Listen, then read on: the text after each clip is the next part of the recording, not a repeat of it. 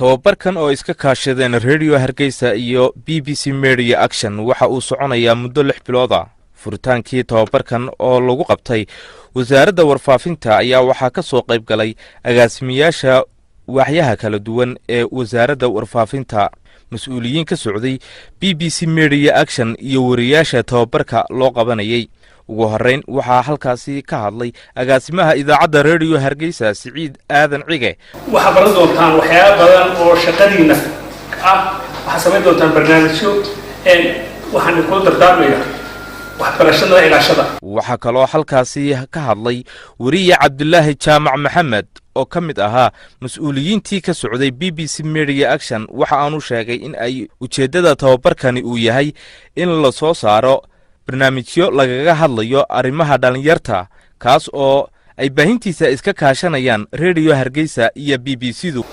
marka maanta waa markii labaad nasiib aynu helnay inaynu isu nimaadno in BBC-du ay tababar kale idin siiso iyada oo la kaashanaysa wasaaradda warfaafinta oo iyada laftigeedu aad ku dadaalaysa sidii aad wax u baran lahaydeen maadaama aad tihiin dhalinyarada waddanka u soo kacaysay dhiigii cusbaa ee dadka bedelayay aniga Siciid iyo agaasimaha iyo dadka uga jooga kulley waa ka sii baxaynaa. marka dadkan bedelaya inay dad wanaagsan noqdaan aad iyo aad baan soo dhaweynayna. agaasimaha waaxda qorsheynta ee wasaaradda warfaafinta Axmed Ismaaciil Xuseen Ciro oo halkaasi hadallo kooban ka soo jeediyay ayaa ka waramay faa'iidada tababarka noocan ahi u leeyahay wariyaasha. Xuseen Awjaamac Jibriil Xagar, tafaftiraha guud ee TV-ga qaranka, muddo dheerna ka soo shaqeeyay idaacadda BBC-da, ayaa waxa uu ka waramay ahmiyadda tababar noocan ahi u leeyahay shaqo maalimeedka wariyaasha. waa farxad in la helo dhalinyarada soo koraysa oo muddo ka shaqeynayay warfaafinta haddana maalin walba helaya in kor loo sii qaado.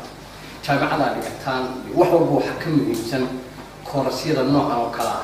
gabagabadii waxaa tababarkan furay isla markaasna hadallo talo tusaale iyo dhiirigelin ah ka soo jeediyey agaasimaha guud ee wasaaradda warfaafinta dhaqanka iyo wacyigelinta mudane Maxamed Cilmi Aadan Ilkacase. tababarka BBC Media Action Group aad baan ugu mahadnaqaynaa waana muxuu ahaa arrinaan aad ugu mahadnaqaynaa BBC-da maadaama BBC-du ay la tahay muxuu ahaa partner macnaha ay wada shaqayn dhow Radio Hargeysa wada leeyihiin ilaa markii idaacadaha Soomaaliya ka bilaabeen muxuu ahaa dadkana Soomaaliya ku hadlo oo dhan ba ay bilowdeen oo jecel halka in dhiirigelinta laga soo wada shaqaynta.